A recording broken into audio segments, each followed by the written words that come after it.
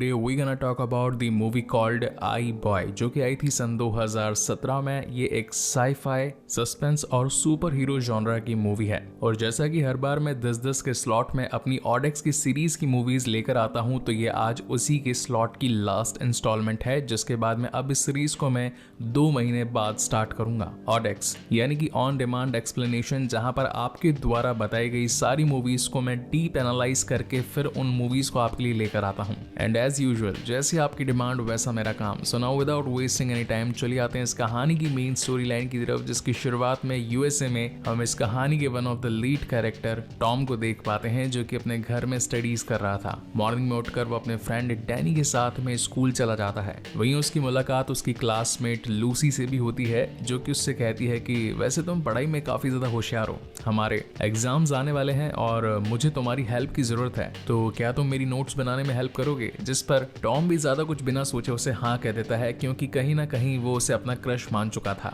उसके घर में खाली 2 ही मेंबर्स होते हैं, एक वो खुद और दूसरी उसकी नानी, क्योंकि अब टॉम के माता पिता एक एक्सीडेंट के चलते मारे गए थे। इसी वजह से वो अपनी नानी के साथ ही रहता था। तभी वो अपनी नानी से कहकर जाता है कि उसे उसके फ्रेंड के घर जाना है थोड़ी स्टडीज में हेल्प वगैरह करवाने के लिए। और जैसे ही टॉम लूसी के घर पहुंचता है तो देख पाता है कि उसका भाई बेहोशी की हालत में जमीन पर गिरा पड़ा है और कोई लड़का लूसी के कमरे से एक वीडियो रिकॉर्ड करते हुए बाहर आ रहा है। यहाँ पर 3 लोग और भी मौजूद थे, जिनके पास में गन भी थी और टॉम को कुछ समझ नहीं आता, इसलिए वो वहां से भागना ही सही समझता है। मगर भागते भागते उन चारों लड़कों को लगता है कि कहीं टॉम पुलिस को कॉल ना कर दे, इसलिए वो एक गोली चला देते हैं। फिर में इंसानी नर्वस सिस्टम दिखाया जाता है, जिसके अंदर कुछ इलेक्ट्रॉनिक वेव्स बह रही थी या फिर कहें कि सिग्नल्स इधर से उधर ट्रांसफर हो रहे थे। और करीब 10 दिनों के लंबे चलने वाले इलाज के बाद में अब जाकर टॉम की आंख खुलती है, जहां पर उसके सामने उसकी नानी बैठी होती है और इसी के साथ उसका डॉक्टर उसे ये बता रहा था कि लूसी के घर पर जो गुंडे आए थे उन्होंने तुम्हें गोली मारी थी और जब गोली लगी थी तो वो तुम्हारे फोन से गुजरकर तुम्हारे सर में लगी थी और इसी वजह से मोबाइल के कुछ पार्ट्स तुम्हारे सर में ही चले गए। अब वैसे तो इस मूवी के अंदर उन पार्ट्स को कुछ डिस्क्राइब नहीं किया है, बट जहां तक मेरा डीप एनालिसिस है उसके अकॉर्डिंग उसके सर में घुसा होगा मोबाइल का आईसी, यानी कि इंटीग्रेटेड सर्किट, जो कि मोबाइल की सभी वेव्स, सिग्नल्स और नेटवर्क को कम्युनिकेट करने में मदद करता है। तो टॉम को पूछना था कि क्या इन सब चीजों का मुझ पर कोई बुरा असर पड़ेगा, जहां पर डॉक्टर का कहना था कि हाँ हो सकता है कि शायद तुम्हें दिखने में या फिर कुछ चीजें अजीब सी नजर आएं, और मैं माफी चाहता हूं कि उन पार्ट्स को हम निकाल नहीं सकते, क्योंकि अगर ऐसा किया तो दिमाग में मौजूद कुछ बारीक बारीक नसें कट सकती है और तुम कोमा में भी जा सकते हो। खैर उसकी नानी उसे डिस्चार्ज करवाकर घर लेकर जाने लगती है। तो टैक्सी में बैठे हुए जब ये दोनों आपस में बातचीत कर रहे थे तो वहां के डिजिटल नंबर टॉम को कुछ अजीब से लगने लगते हैं, मानो जैसे वो नंबर्स उसकी आंखों के सामने ही चल रहे हों। और जब वो घर जाकर सोता है तभी भी उसे एक इलेक्ट्रॉनिक फील्ड सी नजर आती है। ऐसा लग रहा था कि मानो वो सब कुछ अपने सामने देख रहा हो। ब्रेकफास्ट के वक्त उसकी नानी उसे बताती है कि जब तुम लूसी के घर गए थे तो वहां पर जो गुंडे आए थे उन्होंने लूसी के साथ जबरदस्ती करने की कोशिश करी। वो भी करीब 7 दिनों तक हॉस्पिटल में थी, तुम्हें एक बार जाकर उससे बातचीत करनी चाहिए। तो टॉम कहता है कि उस मौके पर मुझे उसे बचाना चाहिए था, मगर मैं खुद भी वहां से भाग गया। तो नानी कहती है कि देखो अगर तुम्हारी जगह कोई और भी होता तो वो भी यही करता।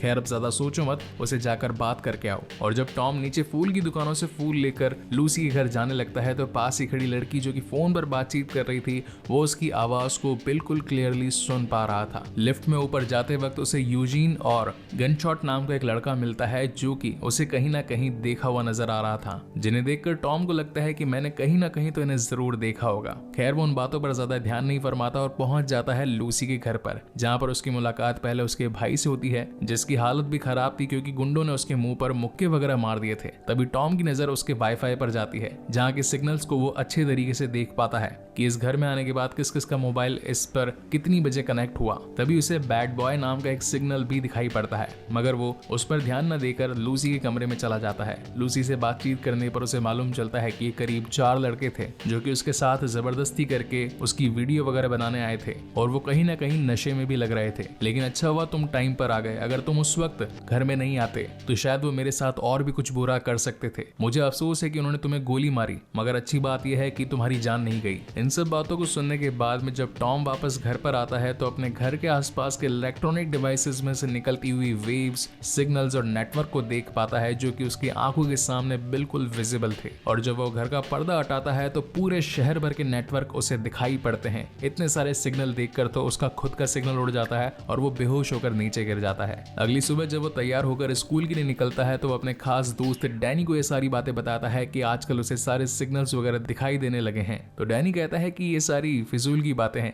लगता है कि जो चोट तुम्हारे सर पर लगी है उसकी वजह से तुम्हारा सर घूमने लगा है। मगर उसे क्या पता था कि टॉम जो भी बातें कह रहा है वो सब कुछ सच है। इनफैक्ट उस बस में बैठे जितने भी बच्चे अपने मोबाइल फोन को यूज कर रहे थे उनके सारे सिग्नल्स या फिर कहें कि प्रॉपर विजुअल टॉम को दिखाई पड़ रहे थे। डैनी जिसके मोबाइल में मैप खुला हुआ था उसे वो तक दिख रहा था। तभी डैनी उससे पूछता है कि आज रात को एक पार्टी होने वाली है जहां पर हमारी ही क्लास के ढेर सारे बच्चे आने वाले हैं, तो क्या तुम उसमें आओगे? जिस पर टॉम उसे हाँ कह देता है। और जब वो अपने क्लासरूम में पहुंचता है तो देखता है कि सभी बच्चे अपने मोबाइल से कोई गेम खेल रहा है, कोई गाने सुन रहा है, कोई न्यूज रीड कर रहा है। और तभी वही लिफ्ट वाला लड़का यूजीन जिसके फोन में किसी ने व्हाट्सएप से एक वीडियो भेजी होती है, तो टॉम उस वीडियो को अपनी पावर्स के थ्रू देखता है तो उसे मालूम चलता है कि ये तो वही वीडियो है जो कि उस रात को बनाया गया था। इस वीडियो में वो चारों लोग कैप्चर हो चुके थे जो कि उस दिन लूसी के घर पर मौजूद थे। इन बातों से टॉम को बहुत ज्यादा गुस्सा आता है और वो अपनी पावर से उसका फोन हीट कर देता है जिससे कि यूजीन का फोन फूट जाता है।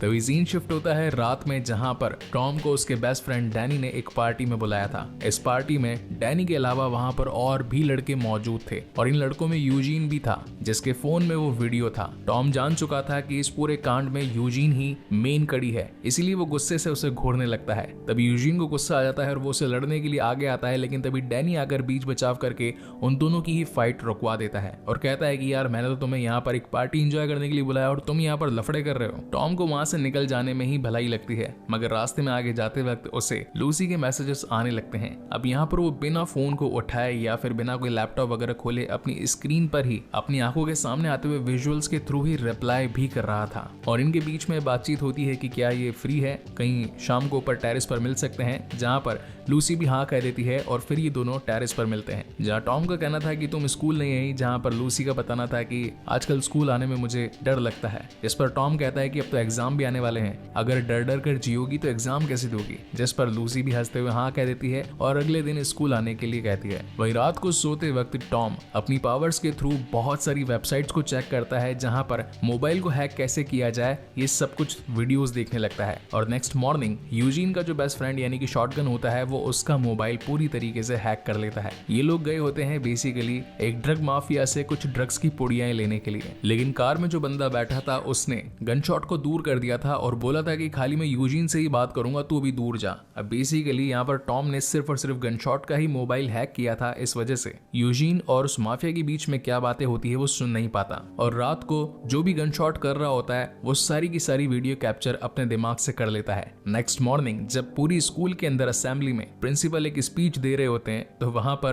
प्रोजेक्टर पर वो गन शॉट की एक वीडियो वायरल कर देता है जहां पर वो पॉर्न देख रहा था। इस बात से उसके दोस्त उस पर हंसने लगते हैं और एक तरीके से वो थोड़ा ऑकवर्ड मोमेंट भी हो जाता है। जिसके बाद टॉम लूसी के घर पहुंचता है और बताता है कि क्या तुम्हें पता है आज स्कूल के अंदर एक लड़का जो कि पॉर्न देख रहा था उसका वीडियो वायरल हो गया। खैर इन छोटी मोटी हंसी मजाक से लूसी का मन थोड़ा सा शांत हो जाता है। अब एक तरफ जहां टॉम एक अननोन पर्सन बनकर अपने दिमाग की मदद से लूसी को मैसेजेस पे मैसेजेस भेज रहा था और ये कह रहा था कि मैं एक आई बॉय हूँ जो कि जानता हूँ कि तुम्हारे साथ किस किस ने बुरा किया और मैं उन सबको सबक सिखाऊंगा। और इन्हीं बातों के साथ साथ वो लूसी से ये भी पूछता है कि क्या तुम्हारा कोई बॉयफ्रेंड है, जहाँ पर लूसी कहती है कि फिलहाल तो नहीं, जहाँ पर टॉम खुद से कह देता है कि क्या हम कहीं बाहर घूमने जा सकते हैं। और जब भी बाहर घूमने जाते हैं तो वहाँ लूसी अपना दिल हल्का करती है। इनके बीच में काफी प्यारा अच्छा टाइम स्पेंड होता है। ये शहर की बाकी छोटी मोटी जगहों पर घूमते हैं और घूम घाम कर जब वापस आने लगते हैं तो वहीं यूजीन और उसके बाकी के दोस्त बीच में आकर उसका रास्ता रोक लेते हैं और लूसी से कहते हैं कि हमें पता लगा है कि कुछ दिनों पहले तुम्हारे साथ में किसी ने कुछ गलत करने की कोशिश करी। तुम टेंशन मत लो लूसी, हम तो वैसे भी बचपन से तुम्हें जानते हैं, तुम्हारे पड़ोसी हैं, तो उस बैड बॉय को तो ढूंढ ही लेंगे।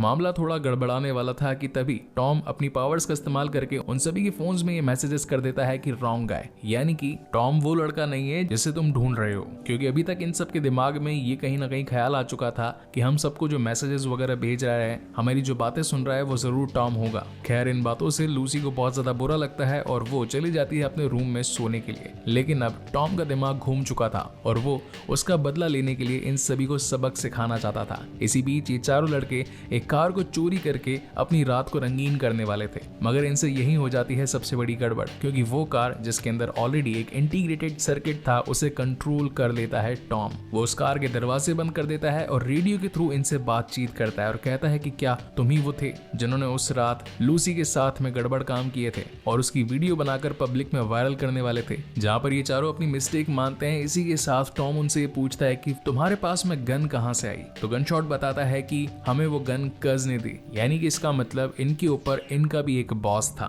टॉम उसे भी सबक सिखाना चाहता था, इसलिए उनकी कार का दरवाजा खोल देता है और जैसे ही ये लोग कार से बाहर आते हैं कि तभी कार में एक बड़ा विस्फोट हो जाता है। अब रात को वो पूरे शहर के अंदर कज को ढूंढने लगता है और अपनी पावर्स के थ्रू वो उसका पता भी ढूंढ लेता है, जिसके बाद वो सीधा उसके घर पहुंच जाता है और उसके सीसीटीवी को हैक करके उसके घर में चल रही टीवी के अंदर ये फुटेज दिखाता है कि उसने आकर उसकी कार में सूसू कर दिया है। यहाँ घर में 2-3 लोग होते हैं जो कि सीधा कार के पास भाग कर जाते हैं कि आखिर कार में टॉयलेट किसने किया, जबकि पीछे से टॉम घर में घुस चुका था और वो घर में आकर बहुत ज्यादा तोड़ा फोड़ी मचा देता है। कभी टीवी तोड़ फोड़ देता है, रेडियो में ब्लास्ट कर देता है, घर के सारे सामान तोड़ देता है कि तभी उसे कर्ज के घर में पड़ा ढेर सारा ड्रग्स मिलता है जिसे वो अपने घर ले आता है। अब उसके पास में एक बहुत ही शानदार प्लान था। वो उस ढेर सारे ड्रग्स के छोटी छोटी पुड़ियाएं बनाता है और उन सभी लड़कों के घर में डाल देता है और पुलिस को ये मैसेज भेज देता है कि इस सोसाइटी के कुछ लड़के इलीगल ड्रग्स को सप्लाई कर रहे हैं। तो सभी पुलिस वाले आकर उन्हें धर दबोचते हैं और इसी के साथ कज का जो बैंक अकाउंट होता है वो भी टॉम अपनी शक्तियों की मदद से पूरा का पूरा जीरो कर देता है।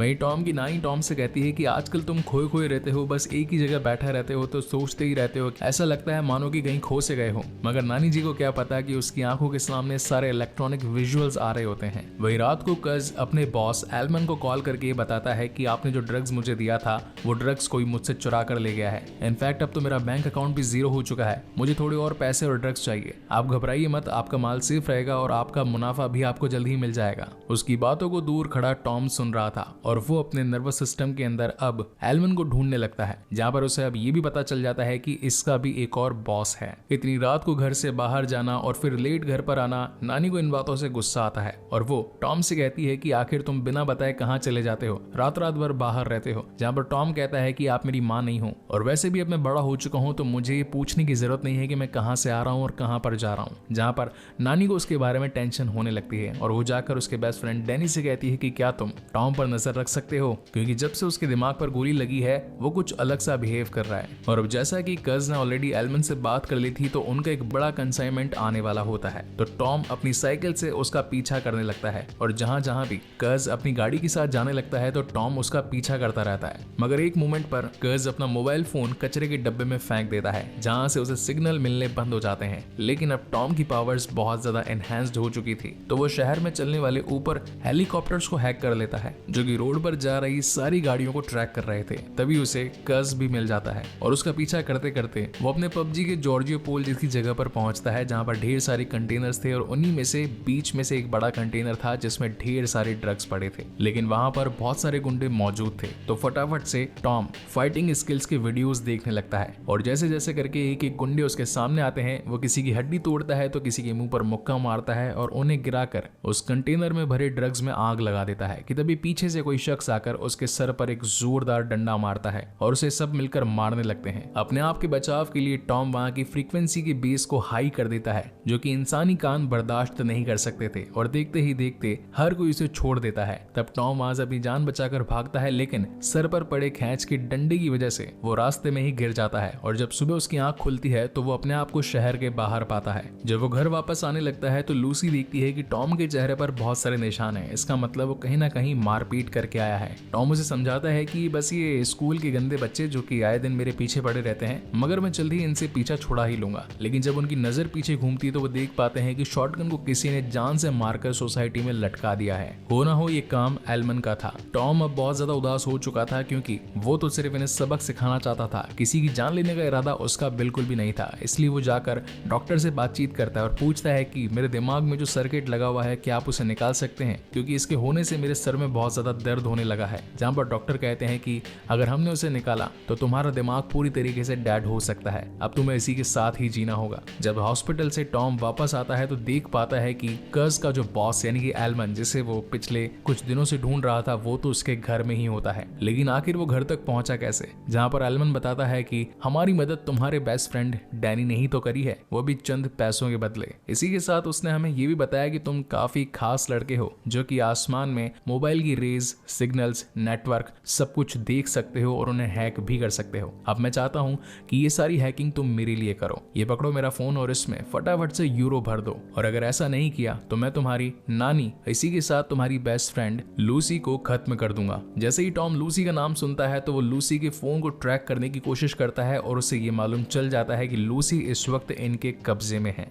मगर अपनी हैकिंग स्किल्स की मदद से वो लूसी के फोन को चलाने लगता है और 999 पे कॉल करके पुलिस को वहां पर भिजवा देता है। अब जैसे ही पुलिस वहां पर पहुंचती है तो वहां पर जो यूजीन उसके बेस्ट फ्रेंड होते हैं वो जाकर लूसी को पीछे छिपा देते हैं। पुलिस को वहां पर कुछ नहीं मिलता। इसी बीच एल्मन भी यूजीन को कॉल करने लगता है, लेकिन पुलिस के वहां होने की वजह से वो लोग कॉल नहीं उठाते। तो एल्मन को लगता है कि जरूर कुछ ना कुछ तो गड़बड़ हुई होगी और वो टॉम को अपने साथ बिठाकर उसी प्लेस पर लेकर जाता है। मगर तब तक लूसी के हाथ गन लग चुकी थी और वो इन तीनों को खरी खोटी सुनाती और कहती है कि मैं तो बचपन से तुम्हारे साथ थी, मैंने तो तुम्हें अपना भाई समझा था और तुमने मेरे साथ ही जबरदस्ती करने के बारे में सोचा। यहाँ पर यूजीन कहता है कि मैं माफ कर दो, हमसे गलती हुई। और जैसे ही लूसी वहां से जाने लगती है कि तब तक वहां पर एल्मन टॉम के साथ पहुंच चुका था। वो उसे खूब मारता है, खूब पीटता है और फिर लूसी के हाथों से गन लेकर उसके सर पर टिका देता है और अगेन टॉम से कहता है कि मेरे बैंक अकाउंट को नोटों से लबालब कर दो। तभी टॉम को याद आता है कि वो फोन के सर्किट को गर्म करके उनमें ब्लास्ट कर सकता है, तो वो वहां पर मौजूद सभी के फोन्स में एक एक ब्लास्ट कर देता है। लेकिन तब तक एल्मन ने अपने हाथों से अपना फोन फेंक दिया था। अब इनके बीच में घमासान फाइट हो जाती है।